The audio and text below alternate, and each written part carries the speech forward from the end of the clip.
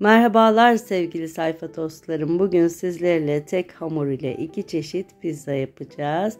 3 peynirli pizza ve karışık pizza. 3 peynirli pizzanın öyle bir püf noktası var ki videoyu sonuna kadar izlemenizi tavsiye ederim.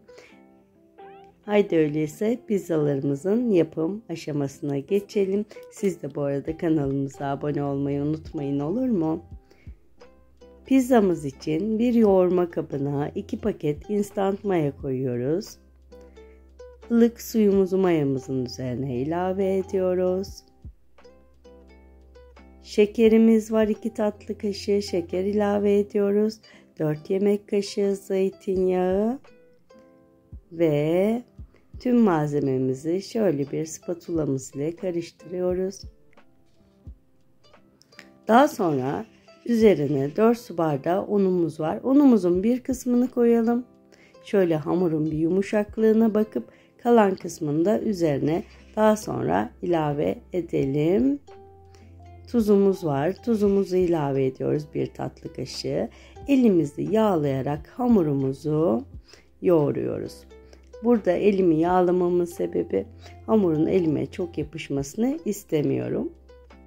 Elimize hafif yapışacak yumuşaklıkta bir hamur yoğuruyoruz. Hamurumuzu hafif unladığımız tezgahımıza alıp içe doğru katlıyoruz. Son toparlamalarımızı yapıyoruz. Hamurumuza elimiz ile son şeklini verdikten sonra üzerine bir miktar zeytinyağı gezdiriyorum. Gezdirdiğim zeytinyağını hamurun dış yüzeyine yediriyorum ve hamurumun dışını kaplıyorum. Daha sonra yoğurduğum kabı hamurumun üzerine kapatarak hamurumun 2 katı büyümesini bekliyorum. Bu sırada peynirli iç harcımız için 1 kase beyaz peynir, 1 kase kaşar peyniri kullanıyoruz. Tabağımıza peynirlerimizi alıp 2 adet yumurta ilave ediyoruz. Kıyılmış maydanozumuz var. İsteğe bağlı olarak 1 tatlı kaşığı içimizin içerisine kekik ilave ediyoruz ve tüm iç harcımızı bir çatalımız yardımıyla iyice karıştırıyoruz. Peynirli içimiz şimdi hazır. Biz de pizzamızın tabanını yapmaya başlayalım. Bunun için yarısını aldığımız hamurumuzu bir yağlı kağıt üzerinde açıyoruz. Bu ölçülerden 2 adet pizza çıkacaktır. Hamurumuzu açtık. Oldukça ince açmaya gayret ediyoruz. Açtığım hamurumu düzgün olması için, tam bir pizza şeklinde olması için bir tabağım yardımıyla bir pizza kesiciyle kenarlarından fazlalıklarını alarak kesiyorum. Şimdi kenar fazlalıklarını da alıyorum pizzamızın. Düzgün bir taban elde etmek istiyorum. Tam yuvarlak, düzgün bir pizzamız olsun. Şimdi yağlı kağıdı ile birlikte böyle çok daha pratik oluyor. Pizza hamurumuzu tepsimize alıyorum. Tepsimize aldığımız pizza hamurumuzu çatalla yardımıyla deliyoruz. Bunun sebebi pişerken hamurumun çok fazla kabarmasını istemiyorum. Bunun için de hamuruma böyle delikler açıyorum. Tüm hamurumu deldim. Şimdi artık üzerine iç malzemeyi koyma zamanı. Hazırladığımız 3 peynirli içi pizza hamurumuzun üzerine koyarak 1 kaşık yardımı ile tüm tabanımızı kaplıyoruz.